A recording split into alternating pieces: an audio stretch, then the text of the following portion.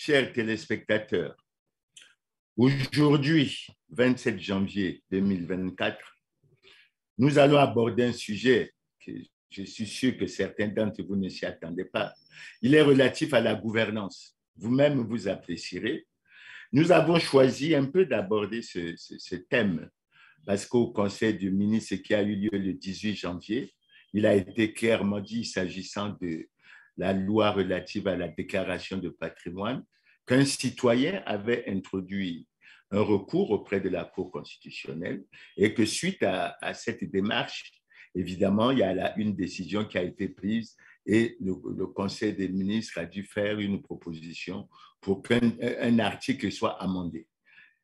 Par une décision rendue le 14 avril 2022, après saisine d'un citoyen, la Cour constitutionnelle a déclaré inconstitutionnel l'alinéa 1er de l'article 6 de la loi précitée, au motif que cette disposition donne un délai de 3 mois à toute personne assujettie à l'obligation de déclaration de patrimoine, alors que l'article 55 alinéa 1er de la Constitution ne prévoit aucun délai.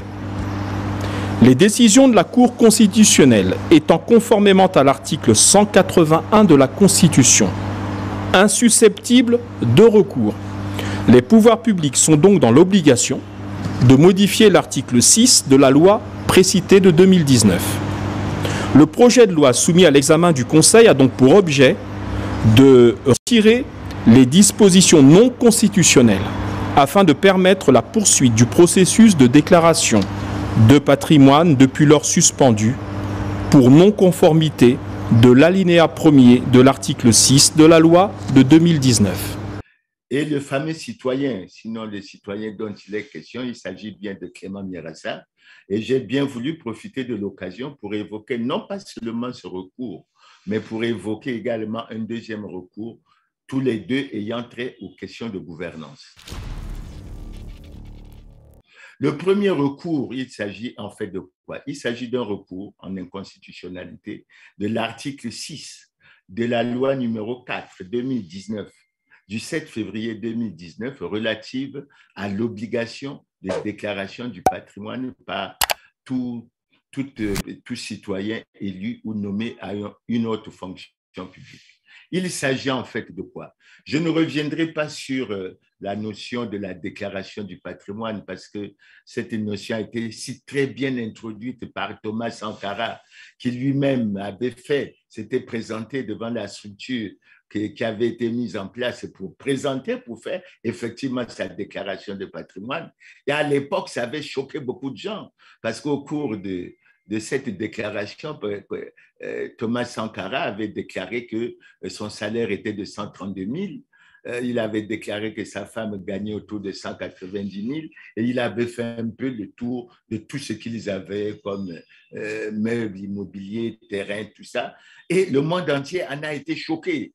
Mais c'était une volonté de recherche de la transparence, de la bonne gouvernance, de la lutte contre la corruption et de l'enrichissement illicite. Nous allons essayer de revenir au cas du Congo pour dire qu'après les débats qui ont eu lieu au niveau de la conférence nationale, dans la Constitution du 15 mars 1992, il est apparu une notion, c'était en ce qui nous concerne, je crois que la première fois que ça apparaissait, l'article 74 prévoyait que le président et les membres du gouvernement devaient déclarer sur l'honneur tous leurs biens et tout leur patrimoine au niveau de la Cour des comptes.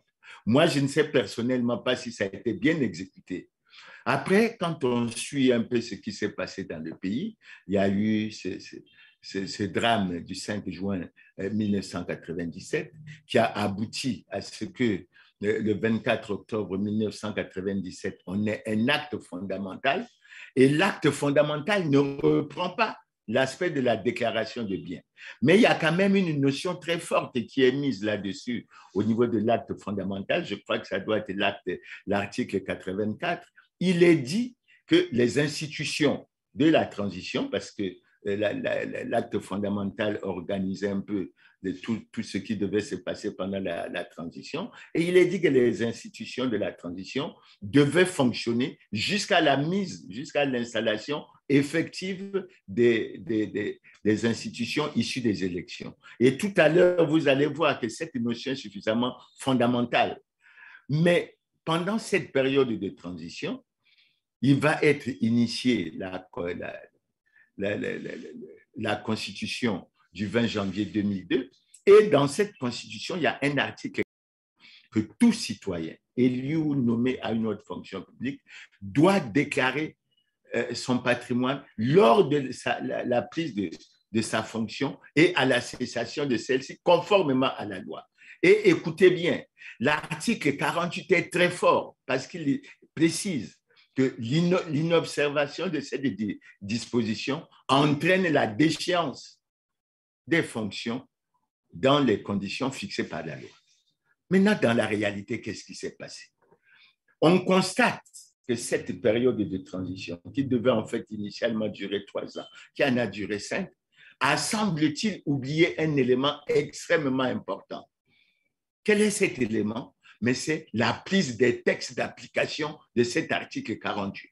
Parce que ça devait être la priorité, puisque l'article 69 prévoyait qu'au moment, lors de son entrée en fonction, le président de la République prête le serment, je ne reviens pas sur le serment, et ensuite, ce serment est reçu par le président de la Cour constitutionnelle devant le président du Sénat, devant le président de l'Assemblée et devant le président de la Cour suprême. Ça veut dire déjà, à travers ce schéma, qu'est-ce que ça veut dire?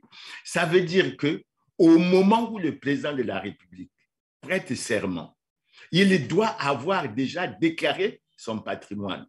Et comme cette déclaration est reçue, plutôt le serment est reçu par le président de la Cour constitutionnelle, par le président qui est assisté par le président du Sénat, le président de l'Assemblée et le président de la Cour suprême, ça suppose que toutes ces personnalités doivent avoir déjà été installées et qu'elles doivent avoir déjà déclaré leur patrimoine.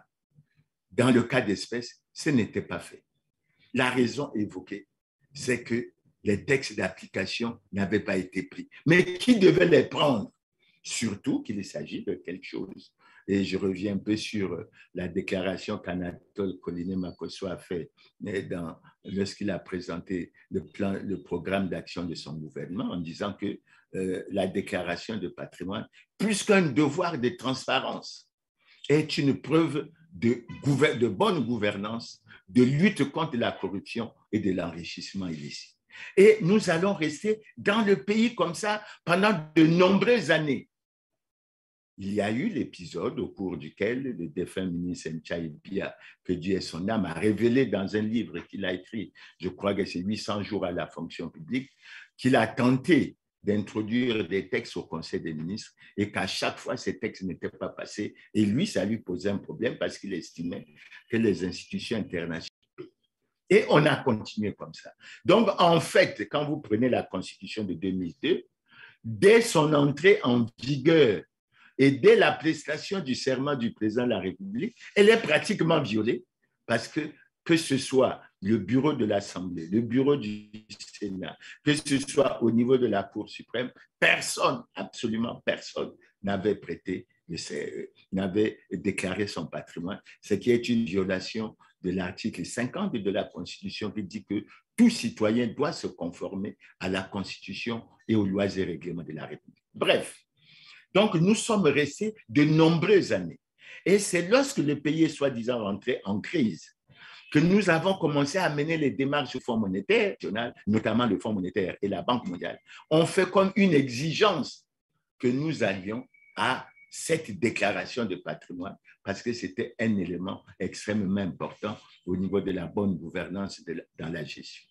Et figurez-vous que c'est en 2019, par la loi numéro 4-2019, du 7 février 2019, qu'un texte de loi va être adopté relatif à l'obligation de la déclaration de patrimoine par tout citoyen élu ou nommé à une autre fonction. Et par la suite à la prise de cette loi, il va avoir un décret Je crois que c'est le décret 320 de 2019 du 12 novembre 2019. Donc, l'arsenal va être posé. Mais malgré ça, et c'est là où il faut comprendre la complexité du problème, malgré ça, il ne va pas automatiquement avoir la déclaration de patrimoine.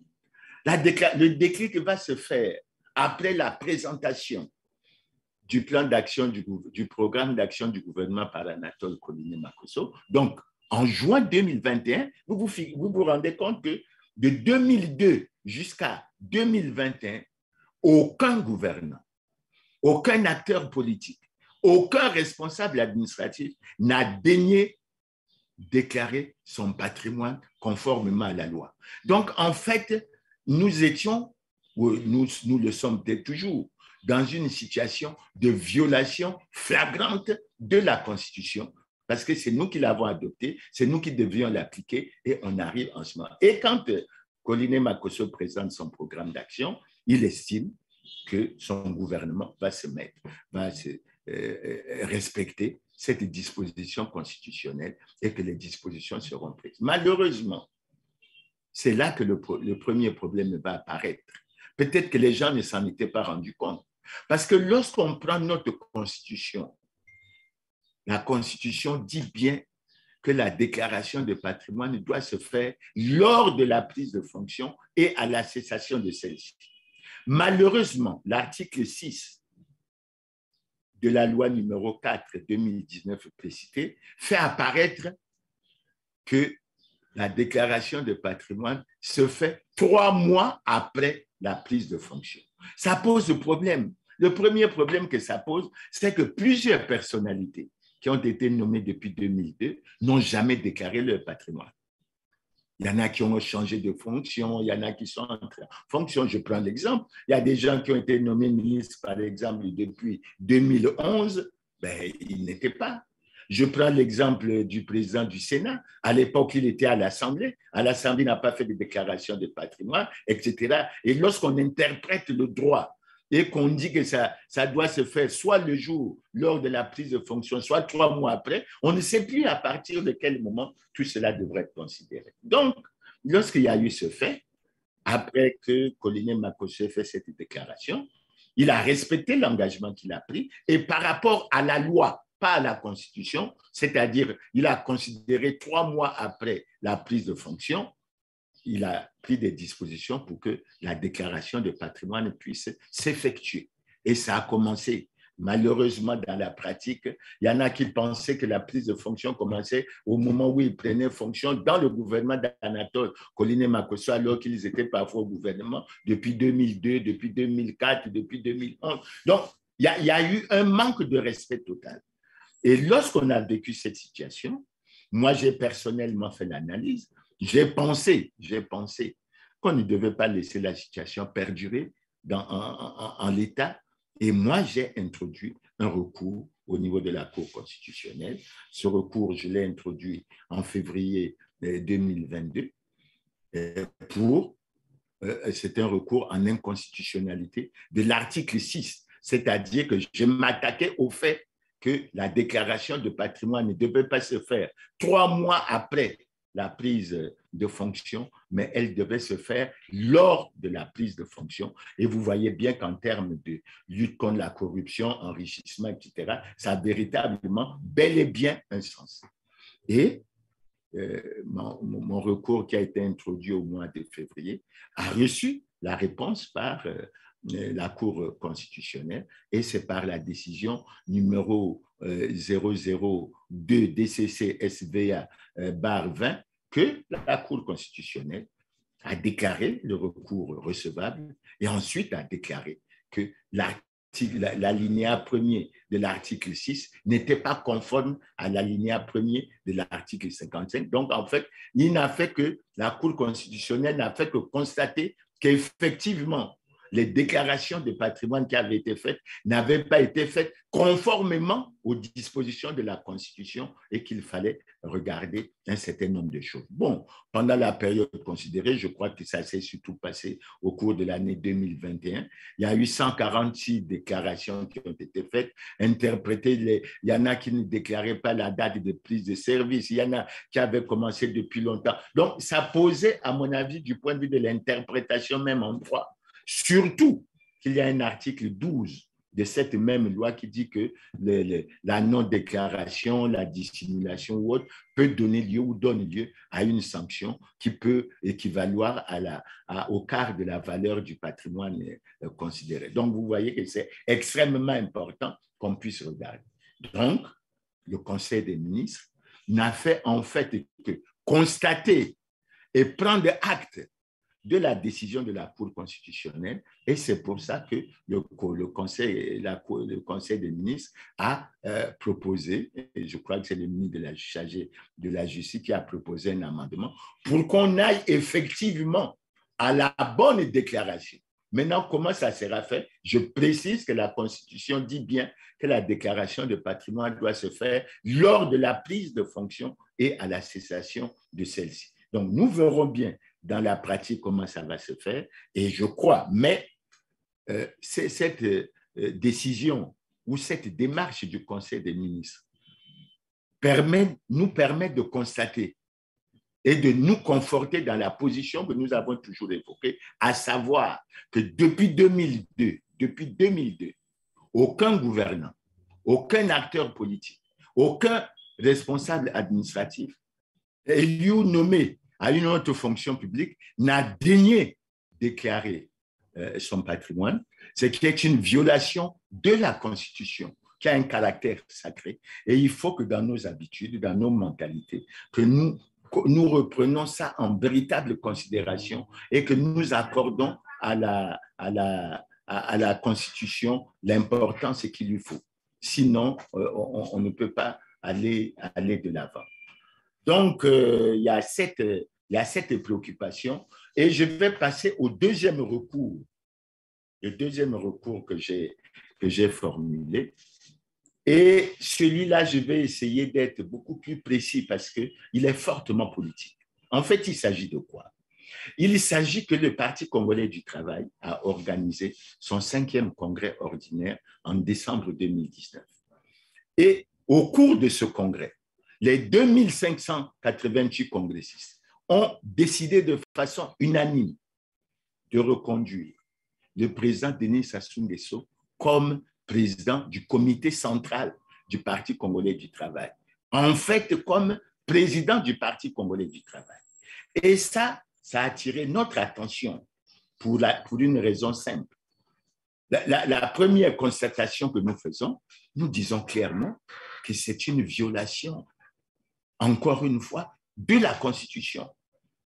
Et nous voulons être beaucoup plus explicites. D'abord, c'est une violation, au premier point, de l'alinéa 2 de l'article 80 de la Constitution du 25 octobre 2015, qui dit que le mandat du président de la République est incompatible avec toute autre responsabilité dans un parti politique. Ce qui veut dire que le président de la République ne peut pas être président d'un parti. Et au cours de ce congrès, le Parti congolais du travail a donc violé la Constitution. Bon, comment on peut l'expliquer? Il n'y a que eux pour l'expliquer. Mais ensuite, le faisant, ils ont violé également l'article 50 de la Constitution qui dit que tout citoyen a le devoir de se conformer à la Constitution. Mais en plus, ils ont violé l'article 26 de la loi relative aux partis politiques qui dit clairement que les partis ont le devoir de se conformer à la Constitution.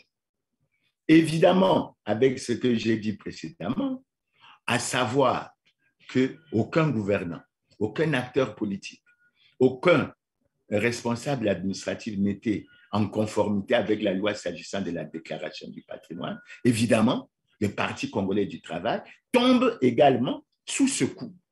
parce que ses membres n'ont pas déclaré leur patrimoine conformément à la loi. Et c'est ça qui explique assez souvent que nous sommes revenus pour dire, un, que le Parti congolais du travail n'était pas en conformité avec la loi, et que nous avons rappelé en cela les dispositions de l'article 31 de la Constitution et de la loi sur les partis, qui dit clairement qu'en cas de violation de la loi ou de trouble à l'ordre public par un parti politique ou un groupement politique, le ministre chargé de l'Intérieur suspend le parti concerné. Et vous vous rendez compte, j'ai introduit le recours sur cette question, recours que j'ai intitulé « Recours en inconstitutionnalité de l'élection de M. Denis Sassou Nguesso comme président du comité central du Parti congolais du travail, en fait président du parti, comme président du comité central du Parti congolais du travail, en fait président du Parti congolais du travail. » Et c'est au mois de juillet que la Cour constitutionnelle va publier la décision relative à ce recours en disant, un, qu'elle n'est pas compétente pour délibérer de ce recours.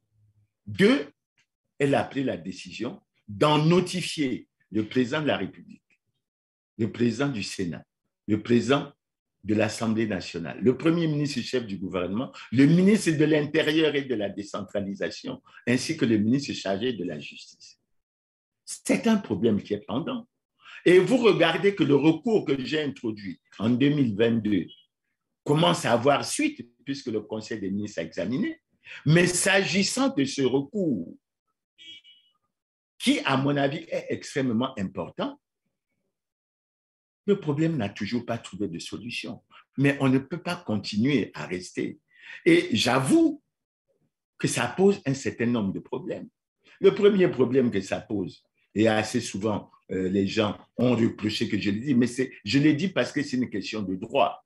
Je dis, le président de la République est en situation d'incompatibilité constitutionnelle. Et ça se relève parce que déjà sur ce point, je n'évoque pas les autres aspects que j'aurais pu évoquer en d'autres occasions. Sur ce point, il faut que les Congolais sachent que le président de la République ne peut pas être président d'un parti.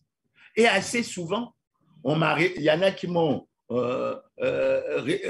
rétorqué en disant c'est un titre honorifique. Non, j'ai lu et les statuts et le règlement intérieur du Parti congolais du travail, il n'y a pas de titre honorifique. Et ensuite, j'ai déjà apporté la preuve.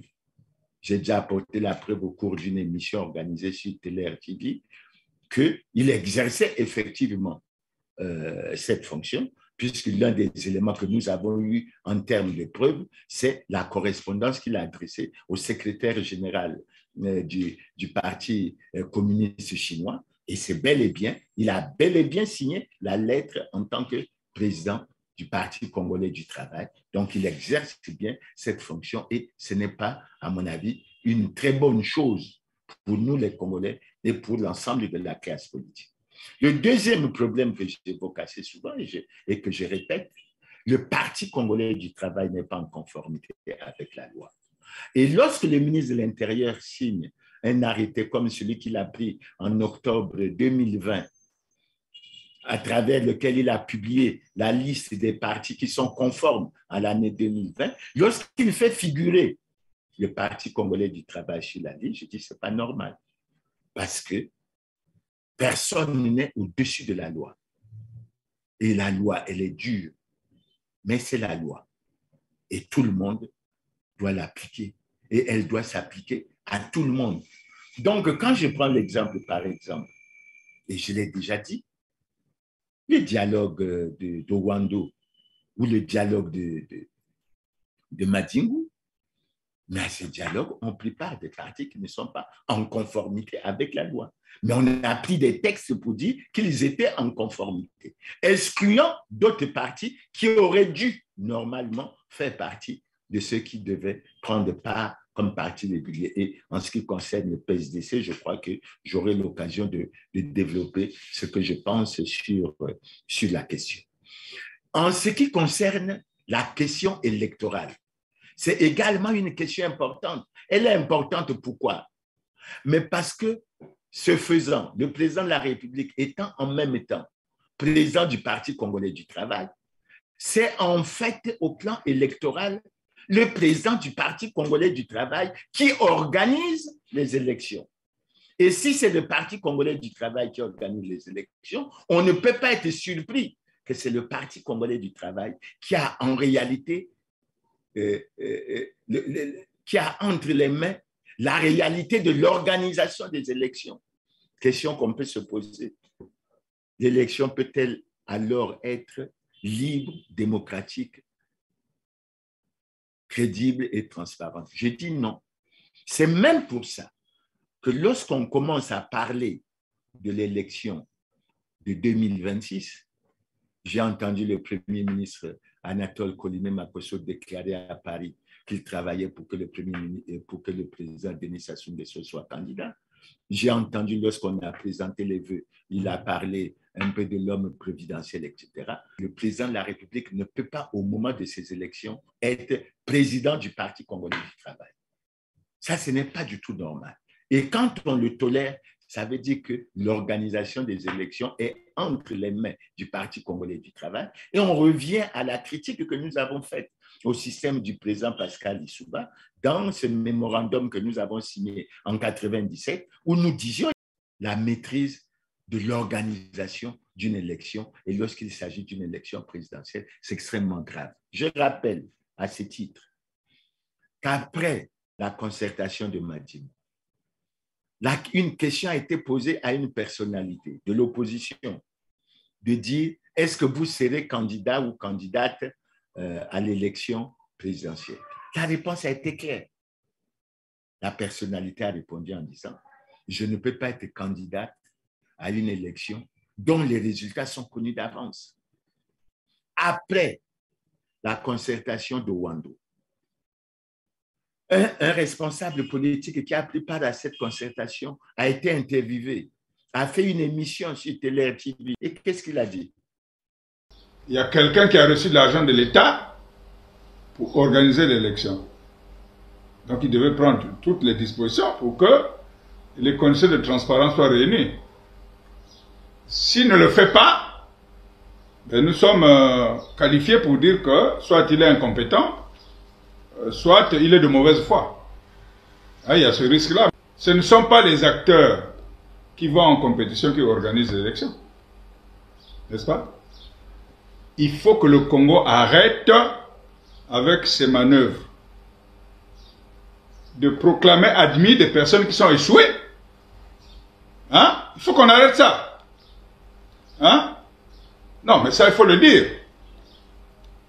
Ou alors, vous n'êtes pas une démocratie. C'est ce système, à mon avis. Et je pense qu'aujourd'hui, à travers les deux recours, nous sommes heureux, s'agissant du premier, qu'il y a l'amorce de ce qu'on aille vers la solution. Et nous espérons qu'on trouvera bien la solution et qu'on s'arrangera parce que cette déclaration de patrimoine devait courir à partir de la Constitution de janvier 2002. Et constatant que depuis janvier 2002, les personnes concernées n'ont pas déclaré leur patrimoine, il faut en tenir compte. Et à mon avis, certainement qu'il faut être à la recherche d'un compromis. S'agissant du deuxième volet, je dis, faisons l'effort de respecter la loi. Et je prends du plaisir à rappeler ce que le président Laurent Gbagbo a dit. La démocratie, c'est le respect des textes, à commencer par la plus grande des normes en droit, qui est la Constitution. Qui ne respecte pas la Constitution n'est pas démocrate. Qui ne respecte pas la Constitution n'est pas démocrate. Je continue en cela pour rappeler la déclaration que le président Denis Sassou Nguesso a faite en 1992. Jamais, jamais je n'accepterai que la Constitution ne soit violée. Et il a ajouté, si la Constitution est violée, les démocrates ne doivent pas l'accepter. Cependant, est vrai le fait que jamais je ne pourrais accepter que la Constitution soit violée.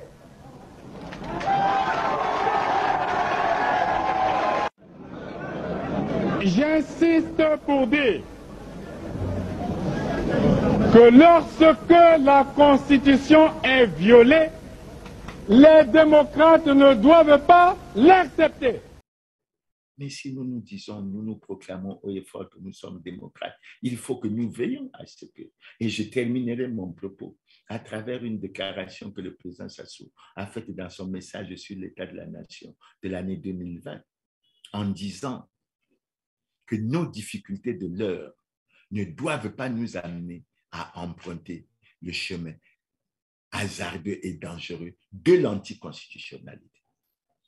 C'est dur de suivre le processus de la démocratie. Mais le premier pas que nous devons faire, c'est vraiment de tout mettre en œuvre pour respecter les lois et règlements de la République que nous-mêmes, nous avons mises en œuvre. C'est nous-mêmes qui avons mis en place la Constitution du 25 octobre 2015. Et si nous l'avons mise en place, après qu'au plan historique, nous avons été très critiques à l'endroit du président Lissouba, comme quoi l'un des griefs qui lui était fait, c'était de ne pas respecter la Constitution. Je reviens alors pour dire, Dieu merci que la mort s'est faite pour qu'on aille à ce que l'on respecte correctement l'obligation de la déclaration du patrimoine par tout citoyen élu ou nommé à une autre fonction publique. Mais le deuxième cas reste pendant. Et j'interpelle le gouvernement, j'interpelle le président de la République, j'interpelle le président du Sénat, j'interpelle le président de l'Assemblée, j'interpelle le Premier ministre, j'interpelle le ministre de l'Intérieur et le ministre chargé de la Justice pour dire ce problème est connu de vous. Depuis 2020, la Cour constitutionnelle vous a notifié cette décision. Le silence n'est pas la bonne réponse à ce genre de problème. Et comme nous évoluons un peu vers les élections, il faut que ces problèmes soient résolus parce que nous prendrons le temps également d'accorder une attention particulière, de regarder de fond en comble les questions qui touchent la gouvernance en profondeur, non seulement du point de vue du respect des lois et règlements de la République, mais également sous d'autres aspects, comme ceux de la mise en place d'une véritable commission électorale indépendante, comme ceux sur lesquels nous devons veiller à la transparence, à la crédibilité et à la bonne tenue de ces élections. Nous tenons donc à ce que nous soyons là-dessus et que nous soyons rigoureux. Je me rappelle du message du président Denis Sassou Nguesso au réveillon d'armes. Mais cette attention ne l'a pas attiré qu'aux militaires. Ces deux notions fortes que j'ai retenues, la discipline et la rigueur. Et si on est dans la discipline et dans la rigueur, l'un des aspects sur lesquels nous devons accorder une attention toute particulière parce que c'est fondamental, c'est que nous considérons la Constitution et les lois de la République comme des documents extrêmement sacrés que nous devons respecter et que nous ne devons pas du tout tolérer de les violer. Et il est bon. Et je rappelle en cela encore ce que le président Sassou a dit. Jamais je n'accepterai que la Constitution ne soit violée. Donc il faut que nous intériorisions ça, que nous allions de l'avant. Et que dans le combat, moi dans le combat que je mène, je vais intérioriser ça. Et à chaque fois, je rappellerai. Mais avant de terminer, je vais revenir sur un problème puisqu'il s'agit là aussi de respecter les lois et règlements de la République. Mais j'y reviendrai parce que je me suis engagé lorsque le 20 mai 2023, nous avons pris cette initiative de lancer une pétition pour exiger des poursuites judiciaires, etc. Mais je rappelle à la haute autorité de lutte contre la corruption qu'elle doit respecter les engagements qu'elle a pris. Elle a fait des déclarations. Il est bon pour l'opinion tant nationale qu'internationale que les déclarations qui ont été faites soient respectées, que les engagements qui ont été pris soient respectés et que nous avançons. Chers téléspectateurs, c'est sur ce créneau que j'ai voulu aujourd'hui que nous échangeons. J'ose espérer que la semaine prochaine, ça sera, si je comprends bien, le mois de février, au cours du mois de février, que nous ayons un bon sujet. Et j'espère que nous aurons l'occasion d'avoir de très bons échanges. Donc, encore une fois, je vous remercie pour votre aimable attention et vous dis rendez-vous à samedi prochain et nous aurons l'occasion de trouver encore un thème sur lequel nous échangerons. Merci et à samedi prochain.